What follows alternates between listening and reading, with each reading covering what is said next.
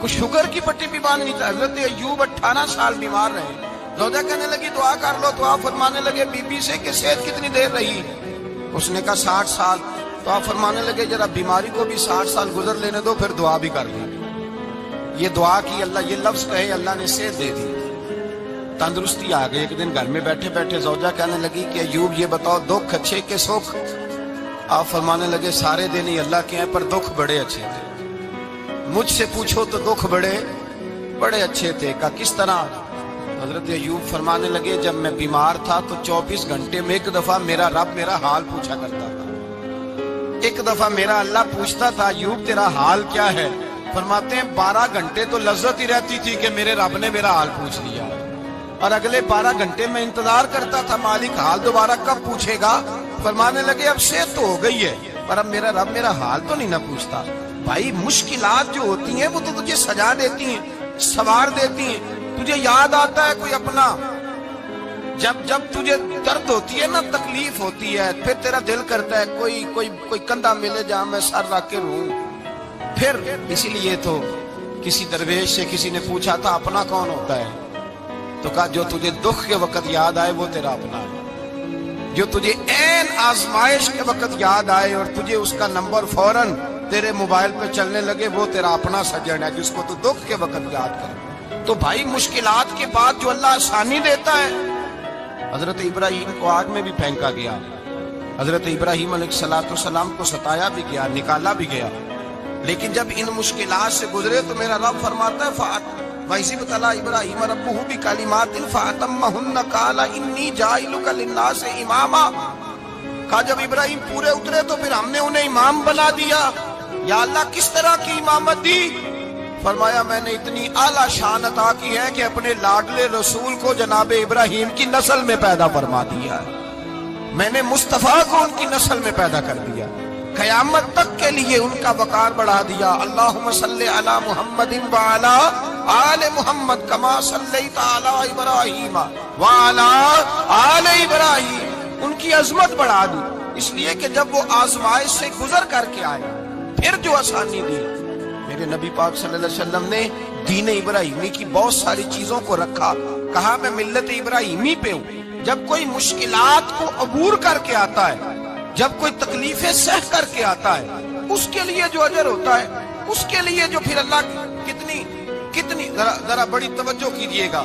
लोग समझते हैं फला आदमी मुश्किल में है तो शायद मुश्किल में ही रहेगा, फला आजमाइश में है तो शायद आज। मेरा अल्लाह फरमाता है एक मुश्किल दे के मैं 2 आसानियां भी दूंगा।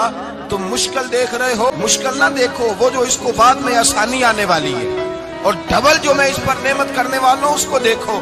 हजरत यूसुफ को भाइयों ने कुएं में डाल दिया था, और जब कुएं से निकले तो मिस्र के बाजारों में बिके, और फिर जुलेखा ने इल्जाम लगाया तो हालात बिगड़ गए। हजरत यूसुफ को जेल जाना पड़ा। कितनी कठिन जिंदगी थी, लेकिन मेरे मालिक को कुछ और ही मंजूर था। कुएं में गिरने वाले, बाजार में बिकने वाले, जेल में जाने वाले, इल्जाम लेने वाले जनाब यूसुफ को रब करीम ने उसी मिस्र का बादशाह बना दिया। अल्लाह पाक ने उसी मिस्र का हुक्मरान बना दिया। यारी तेरी सोना पर अजमैशा तेरियां अग, ये सोना परखिया जावंदा ही पहलो नाल अग्गां दे लग। इसके लिए थोड़ा सा जतन करना पड़ता, थोड़े कठिन हालात से गुजरना पड़ता, थोड़ी आजमाइशों का रूप देखना पड़ता। हम चाहते हैं कि हमें छेड़े कोई ना कोई तकलीफ ना आए, कोई आजमाइश, ये हो नहीं सकता मेरे भाई। नामी कोई बगैर मुशक्कत नहीं हुआ। 100 बार जब अकीक कटा तब जाकर नगी हुआ। हम चाहते हैं कि हमें कुछ भी दिक्कत ना आए, मुश्किलात ना आए, और मुश्किलात तो इंसान को संवारती हैं भाई, वो तो निखारती हैं। कभी पूछा करो जाकर के किसी गंदम के दाने से कि तू कहां से होके आया है, कहां से निकल के आया है, तो वो बतलाएगा कि बड़े मुश्किल मराहल से गुजरा हूं, और फिर अल्लाह ने मुझे ताकत दी है कि मैं इंसान के वजूद का हिस्सा बनाऊं। तो भाई कठिन मराहल, आजमाइशें, तकलीफें, ये इंसान को बड़ा इंसान बना देती है। ये उसके लिए तरक्कियों का पेश खैमा होती है। हमारे जवान परेशान हो जाते हैं, औरतें खास करके इस बात पे तवज्जो करें, वो बड़ी जल्दी गम ले जाती हैं। वो कहती हैं जाने मेरा कुछ होगा ही नहीं, जाने मेरा कुछ हो ही नहीं सकता। मेरे भाई दर्जनों और बीसियों लोग ऐसे हैं जिनकी औलादे नहीं थी, लेकिन नाम उनका उनसे भी ज्यादा है जो बड़े बड़े साहिब औलाद। حضرت خواجہ معین الدین اجمیری کو جانتے ہیں آپ لوگ؟ یہ جو جانتے ہیں وہ بولے جانتے ہیں جی؟ لو جی کافی سارے جانتے ہیں، تھوڑے جی رہ گئے نا۔ جانتے ہیں نا خواجہ صاحب کو؟ ان کے کسی بیٹے کو جانتے ہو؟ نہیں جانتے، نہیں جانتے، نہیں جانتے آپ ان کے بیٹے کو۔ حضرت خواجہ معین الدین اجمیری رحمت اللہ تعالیٰ علیہ کے بیٹے کو نہیں جانتے، لیکن ویسے آپ ہندوستان میں کسی آدمی کو چھیڑ کے دیکھیں وہ کہے گا میں خواجہ صاحب کا روحانی بیٹا ہوں، میں اولاد۔ حضرت غوث اعظم رضی اللہ تعالیٰ عنہ کی اولاد کو کم لوگ جانتے ہیں، لیکن آپ ویسے کسی کو پوچھ کے دیکھیں 11ویں والا پیر کون ہوتا ہے، ہر آدمی ہاتھ اٹھا کے بتائے گا خدا کے فضل سے ہم پر ہے سایہ غوث اعظم کا، ہمیں دونوں جہاں میں ہے سہارا غوث اعظم۔ لوگ جھوم کے بتلائیں میرے بھائی، یہاں لوگ پریشان ہو جاتے ہیں کہ اولاد ہوگی تو یہ ہوگا، فلاں ہوگا تو یہ ہوگا۔ بھائی ایسی کوئی بات نہیں، میرے پاس پیسے ہوتے تھے تو میرا ابا بیماری سے فوت نہ ہوتا۔ جو مالدار ہوتے ہیں تو کیا وہ بچ جاتے ہیں؟ حضرت اسرائیل انہیں چھوڑ جاتے ہیں؟ او خدا کے بندے تو کیسی بات کر رہا ہے؟ یاد رکھ یہ جو آزمائشیں ہوتی ہیں، یہ جو تکلیفیں ہوتی ہیں، یہ جو تھوڑے سے مشکل حالات ہوتے ہیں۔ حضرت یونس علیہ السلام کی دوستی ہوگی حضرت جبریل امین سے، جناب جبریل ملنے آئے۔ حضرت یونس علیہ السلام فرمانے لگے جبریل میرا دل کرتا ہے مجھے اس بندے کی ملاقات کرا جو اللہ کا سب سے زیادہ عبادت گزار بندہ ہے۔ حضرت جبریل امین لے گئے دور دور فلسطین کے علاقے میں، اور لے جا کر ایک بندے سے ملاقات کرائی جس کی دونوں آنکھیں بھی کوئی نہیں تھی، دونوں بازو بھی کوئی نہیں تھی، دونوں پیر بھی کوئی نہیں تھی، اور اس بندے کی زبان پر لفظ بڑا کیا جاری تھے، یا اللہ تیرا شکر ہے، یا اللہ تیرا، بول کے کہیے یا اللہ تیرا، اے اللہ تیرا شکر ہے، شکر شکر کر رہا تھا۔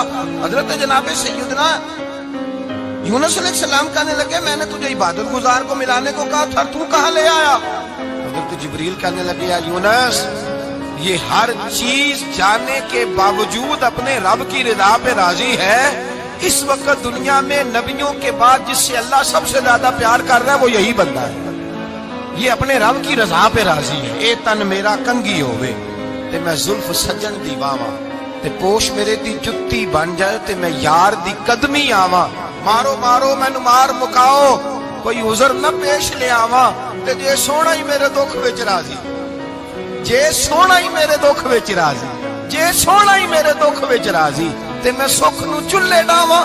مانا کہ جب اس حال میں راضی ہے تو بس ٹھیک ہو گیا، ٹھیک ہو گیا۔ وصل اچھا ہے نہ فراق اچھا ہے، بس جس حال میں محبوب رکھے وہی حال اچھا ہے، بس جس حال میں انہوں نے رکھا بات ٹھیک ہو گئی۔ اس میں اب انسان شکوا کرتے پھرے کہ یہ کس طرح ہے وہ کس طرح، اپنے آپ کو مطمئن رکھا ہے۔ مشکل کے بعد جو آسانی آئی، حضرت لقمان حکیم ان کے نام پر قرآن مجید کی پوری سورت ہے۔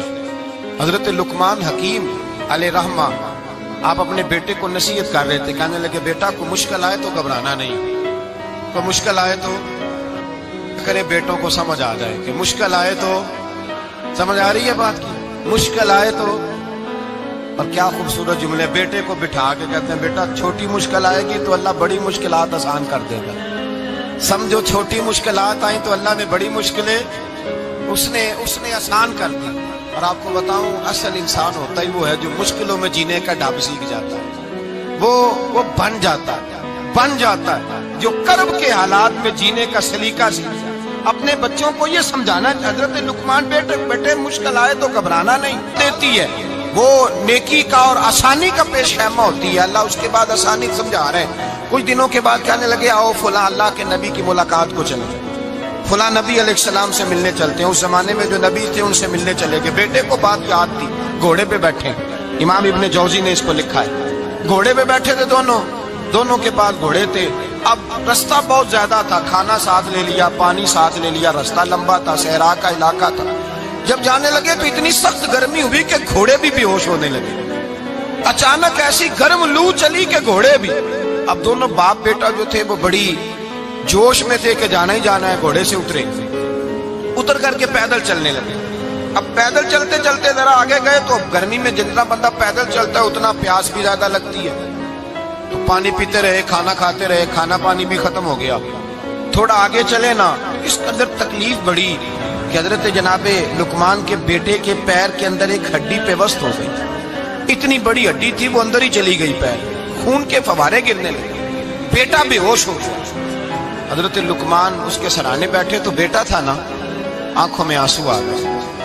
بیٹے نے آنکھ کھولی تو کہنے لگا ابا جی آپ تو صبر کرنے والے، آپ رو رہے ہیں؟ فرمایا بیٹے میں کیا کروں، میرے سینے میں جو دل ہے وہ ایک باپ کا دل ہے، تو باپ جو ہوا تیرا، تیری دکھ پر رونا آیا۔ بڑی مشکل سے دانت کے ساتھ ہڈی نکالی، ہڈی نکلی تو خون بھی چلا۔ صاحب زیادہ کہنے لگا حضور آپ نے تو کہا تھا ہر مشکل کے بعد آسانی ہوتی ہے، اور چھوٹی مشکل دے کے اللہ بڑی سے بچا لیتا ہے، تو ہم تو اچھے کام چلے تھے، مشکل پہ مشکل، مشکل پہ مشکل، یہ کیا ہے؟ حضرت لقمان کہنے لگے بیٹا نہ تو رب کی حکمتوں کو جانتا ہے نہ پوری طرح میں جانتا ہوں، لیکن جو میں نے کہا تھا وہ بات سچی ہے۔ فَإِنَّ مَعَ الْعُسْرِ يُسْرًا إِنَّ مَعَ الْعُسْرِ يُسْرًا، اللہ ہر مشکل کے بعد آسانی عطا فرمائے گا، اور فرمایا میرا ایمان ہے کہ ضرور ضرور عطا فرمائے گا۔ یہ بات کہہ رہے تھے کہ سامنے سے دھواں اٹھا، اتنا سخت دھواں اٹھا کہ آپ نے سوچا شاید وہاں بادیا وہاں جاتے، وہاں چلنے لگے تو پیچھے سے کسی نے آواز دی ٹھہر جاؤ، رکو، وہیں رک گئے۔ تھوڑی دیر گزری تو کہا رک جاؤ، جب رکے تو ایک بولنے والا بولا، کہنے لگا تمہارے لیے تھوڑی دیر کے بعد جانوروں کا بندوبست کر دیا جائے گا، کھانے کا بھی بندوبست ہو جائے گا، بچے کا پیر بھی صحیح ہو جائے گا، چلے جانا لیکن ذرا ٹھہرو۔ حضرت لقمان کہنے لگے بولنے والے تو کون ہے؟ تو کہنے لگے میں اللہ کا فرشتہ ہوں، میں اللہ کا فرشتہ ہوں۔ کہا اللہ کے فرشتے اور یہ سارا کچھ کیا ہے؟ تو فرشتہ کہنے لگا اصل بات یہ ہے کہ سامنے بستی پر مجھے عذاب نازل کرنے کا حکم ملا تھا، آپ بڑی تیزی سے آ رہے تھے، میں نے رب سے دعا کی کہ اللہ اس باپ بیٹے کی غلطی کوئی نہیں، مہربانی فرما۔ رب نے پہلے آپ کو صحرا میں الجھایا، پھر میری دعا کی برکت سے آپ کے گھوڑے ٹھہر گئے، پھر میرا دل سخت ہو گیا تھا، میں بڑا پریشان رہتا تھا۔ حضرت معروف کرخی رحمت اللہ علیہ کی بارگاہ میں کئی دفعہ عرض کی، میں نے کہا بابا میں اس کا کیا کروں، یہ سخت ہو گیا، مہینوں ہو گئے یہ اللہ کے خوف میں نہیں رویا،